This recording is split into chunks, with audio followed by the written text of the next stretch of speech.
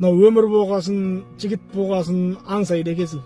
Осы любой ортада араласып келіп үйленгеннен кейін жоқ болып кететін балдар бар қандай. Соларға абидан бір ағайын.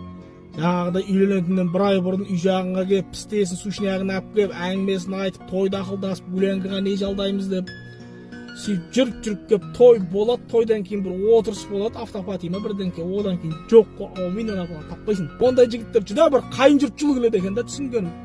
Бажаларымен природада статус алып, шашлик істеп, класстастарына хабарласпай болмайды да ол ағайынша. Бір күні звондадым, досым балдармен баняға жиналып шығайын деп жатыр.